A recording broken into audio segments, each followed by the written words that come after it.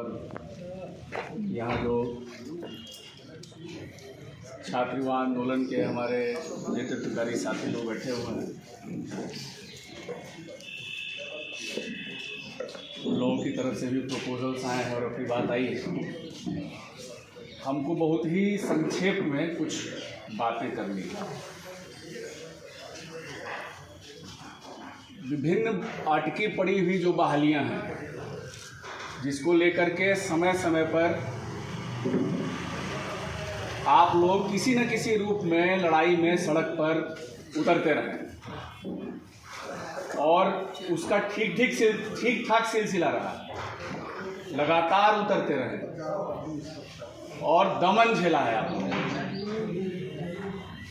आप लोग प्रतिनिधित्व कर रहे हैं। प्रभावित हिस्सा हजारों लाखों में है बिहार से। उसके प्रतिनिधि और नेता के तौर पे आप लोग पटना की सड़क पर आए हैं। लगातार आंदोलन आप लोगों ने किया है और लगातार दमन झेला है और अनसुना किया गया है। जिस पॉइंट पर अभी हम लोग सभी साथियों ने ये सोचा कि एक बार मिल बैठ करके अब तक के अपने अनुभवों पर ठीक से विचार किया जाए और इसके बाद कोई बात बनती है तो आगे की कोई रणनीति तय की जाए। अब इसमें संदीप जी जो विषय प्रवेश कर रहे थे तो इन्होंने एक बहुत महत्वपूर्ण बात कही, उस पर आप लोगों को फिर से हम वापस लाना चाहते हैं और यहाँ से फिर एक आगे की बात हो वो ये। और आप लोग भी जब अपनी बात रख रहे थे तो विभिन्न साथियों ने ये रखा कि माननीय विधायक जो हमारे यहाँ संदीप जी, मनोज जी और अजीत जी यहाँ पे मौजूद हैं, उन लोगों के जरिए विधानसभा में इस प्रश्न पर सरकार का ध्यानाकर्षण होना चाहिए और होना चाहिए। उसका अनुभव हम लोगों के पास है, साथियों के पास है, वो करते हैं, आगे भी उनको करना है और पुरजोर तरीके से करना है। लेकिन एक अनुभव हमारा ये भी है कि महज विधानसभा में जो अजीत जी रख रहे थे कि जटिल प्रक्रियाओं के भीतर ही जो सेशन चलते हैं और सवाल लाए जाते हैं और सवालों पर बात होती है, उसकी एक सीमा बनती है। विधानसभा के भीतर कोई सवाल रखे जाएं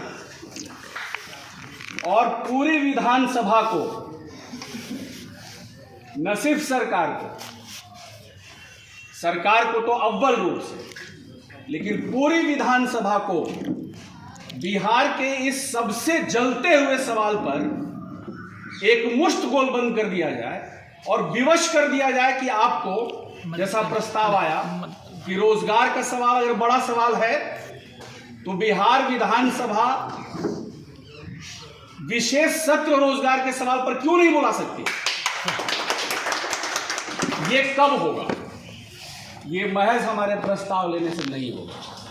बताइए तो महबूब जी अभी गुजरे आ रहे हैं वहीं से, नीतीश कुमार भी बोल रहे थे, इन्होंने ठीक ही इंगित किया कि सवाल तो उठाए जाएंगे, पिटवाइएगा नहीं ना, सवाल उठ जाएंगे। लेकिन आंदोलन का अनुभव ये है और बिहार के छात्र आंदोलन का और देश में जो अभी ताजा एक आंदोलन दिल्ली के मोर्चे से स्थगित होकर के उठा है, किसान आंदोलन, उसका अनुभव यह है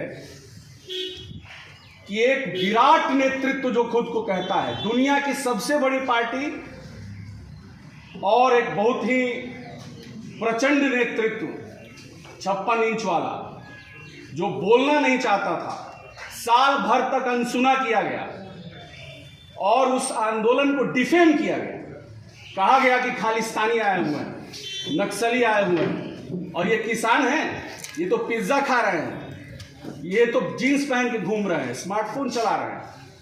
उस आंदोलन ने झुका दिया इस सरकार को और सरकार के जो सबसे बड़े ऐठे हुए प्रतिनिधि हैं, हिंदुस्तान के प्रधानमंत्री, उनको कहना पड़ा कि मांगे हम मानते हैं झुक कर। ये जो अनुभव हमारे पास है, ये अनुभव क्या कह रहा है कि कोई भी प्रचंड सत्ता हो, जो हम अभी देख रहे हैं, अभी साथी लोग आप लोग रख रहे थे, मैंने हृदय विदारक स्थिति है। आप लोग जैसे रख रहे थे तो दिल दहल रहा था। अभी एक छोटी सी बैठक है जिसमें मुश्किल से 50 लोग भी बैठे होंगे।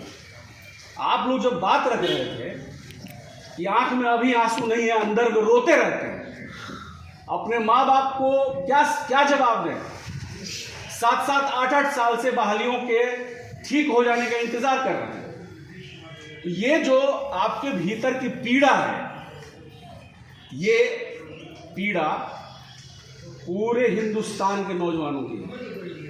और बिहार हिंदुस्तान का एक पिछड़ा हुआ राज्य है जहां सरकार से नौकरी मांगना हमारा हक है और ये जरूरत है।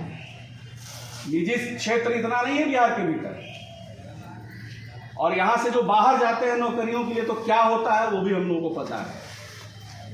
इसलिए अगर हम लोग ये मानते हैं कि एक ऐसे आंदोलन की जरूरत है जो बिखरे रूप में सड़कों पर जो पटना में आता रहा है, गर्दनी बाग में आए, 5 दिन रहे, 7 दिन रहे, लंबा भी रहे, हटा दिए गए।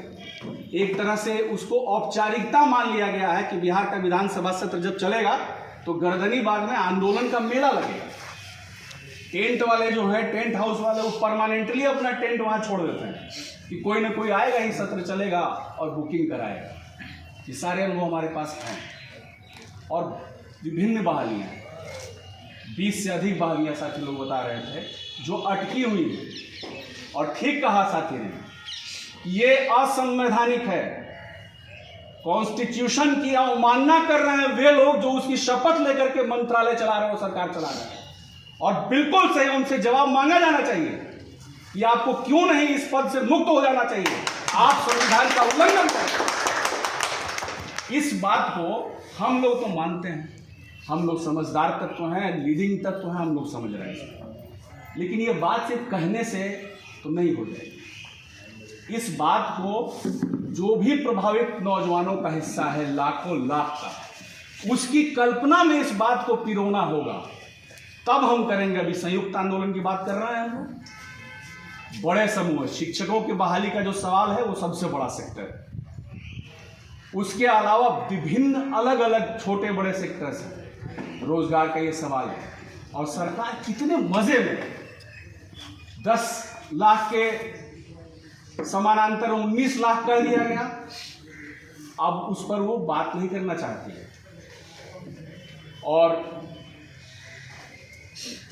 20 करोड़ दिया जाएगा हर साल, क्या हुआ उसका? और इस पर जब पूछा गया, तमाम और वादों पर पूछा गया, तो बहुत आराम से ये कह के निकल जाने वाली ये सरकारें हैं कि अरे चुनाव में तो बात होती है, वो जुमला है। तो हम लोगों को, बिहार के नौजवानों को और देश के नौजवानों के सामने यहाँ की सत्ता एक चैलेंज दे रही है कि हम करेंगे अपनी मनमर्जी, जो चाहे वो करेंगे। नीतीश कुमार की चुनावी सभा में अगर आंदोलनकारी लोग अपनी मांग करेंगे तो पूरी बदतमीजी और बेहयाई के साथ कह दिया जाएगा कि तुमको सड़क पर ला देंगे, और अगले दिन सड़क पर ला दिया गया। ये मालिक बन के बैठे हैं। तो ये जो मालिकाना चला रहे हैं लोग सत्ता पर काबिज होकर के, उनको उत्तर कैसा चाहिए, कैसा जवाब उनको चाहिए? वो जवाब आरजू मिन्नत पिटीशन आवेदन से नहीं होने वाला है। केवल वो एक औपचारिक प्रक्रिया है। बिहार विधानसभा सत्र के मौजूदा सत्र जो चल रहा है उसमें फिर से ये सवाल उठाएंगे संदीप जी, मनोज जी, अजीत जी, अन्य भी और लोग। लेकिन ये सवाल मान लिया जाएगा और इस पर विधानसभा का सत्र, पूरी विधानसभा और खास तौर पर सरकार जिसको ये करना है वो इस पर गंभीर हो जाएगी। वो केवल और केवल एक बात पर निर्भर है, और उसी एक बात के लिए हम लोग यहां पर इकट्ठा हैं आज। वो ये कि विधानसभा का सत्र जब चल रहा होगा तो सदन के बाहर बिहार के नौजवानों की पीड़ा, उसका गुस्सा धधकता हुआ पटना की धरती पर पहुंचता है कि नहीं पहुंचता, इस पर निर्भर होगा कि विधानसभा आपकी आवाज सुनेगा कि नहीं सुनेगी, सरकार आपकी बात सुनेगी कि नहीं सुनेगी। या संदीप जी, मनोज जी, अजीत जी को टांग के बाहर करवा दिया जाएगा मार्शल से। इस बात को नहीं होगा। और इसलिए हम लोगों का ये मानना है कि तमाम जो पिछले आंदोलन हुए उसका जो स्वरूप था उसमें हम लोग एक छलांग आगे बढ़ाएं, और वो है उसका स्वरूप कि बिहार के भीतर क्या हम ये कल्पना कर सकते हैं कि आने वाले दिनों में लाखों बिहार के बेरोजगार नौजवानों को, जिनको किसी न किसी वजह से बहालियों में अटका करके नोटिफिकेशन की अवमानना करके छला गया, जो कह रहे थे कि दाढ़ी सफेद हो गई, शादी हो गई और परिवार आ गया, जब आए थे रोजगार का सपना देख करके नौकरी की तैयारी कर रहे थे, तो क्या हम उस दिशा में बढ़ सकते हैं?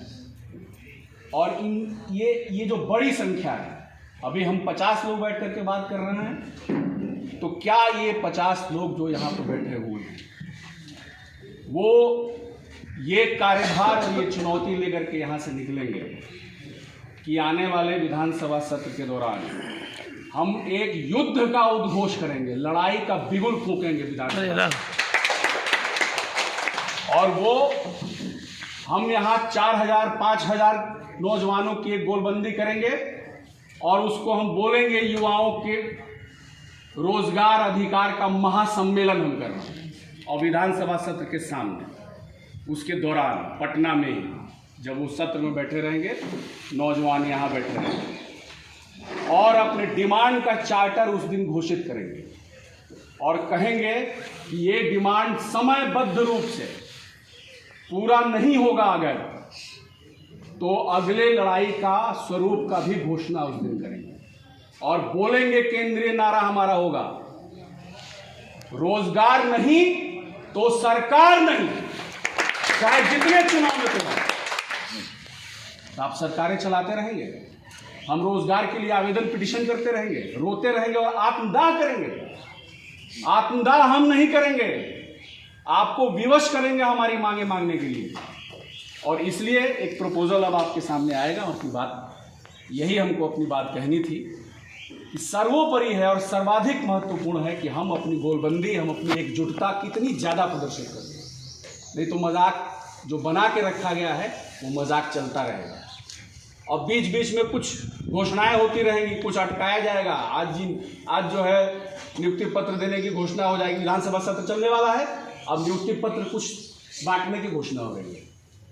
ये इसलिए हो रहा है क्योंकि अभी अभी ताज़ा बिहार के नौजवान, खाली रेलवे का एग्जाम देने वाले नौजवान थोड़े थे, वो खाली रेलवे का एग्जाम देते हैं, तमाम एग्जाम देते हैं, सड़क पर उतर गए थे और उतर गए थे तो वही 56 इंच की सरकार को झुकाया, उनके मंत्री को आकर के बोलना पड़ा कि हाँ गड़बड़ी हुई है और हम आश्वस्त करते हैं कि ऐसा इसको वापस लिया जाएगा। तो 4 मार्च का डेट है, 4 मार्च के शाम तक रेल मंत्रालय की ओर से जो कमेटी बनाया है उसका भी रिपोर्ट आने वाला है, तो रिपोर्ट का वेट हो रहा है। इसी दौरान अगर उसमें भी कुछ दाएं बाएं होता है, होना तो नहीं चाहिए क्योंकि बहुत ज़बरदस्त झटका दिया गया है छात्रों और नौजवानों के आंदोलन से, अगर होता है तब फिर हमारे पास आगे का समय है। इसलिए प्रस्ताव ये है कि पटना में एक बड़ी ताकत लेकर के उतरा जाए, युद्ध का बिगुल फूंकने के लिए और युद्ध की रणनीति की घोषणा की जाए। उस दिन एक बड़े मोर्चे का ऐलान किया जाए जिसमें तमाम बेरोजगार नौजवानों को और तमाम बहालियों वाले जो समूह हैं उनके प्रतिनिधि साथियों को आमंत्रित किया जाए और वहाँ से एकदम एक एक डिटेल डिमांड जो आप लोग रख रहे थे, जिसका लेखा जोखा साथियों के पास बहुत कायदे से है, उसको और ठीक कर लिया जाएगा, ठोस कर लिया जाएगा और उस दिन हम इसकी घोषणा करेंगे। इसके लिए कुछ आवश्यक चीज़ें जो हैं, जो हम आप लोगों से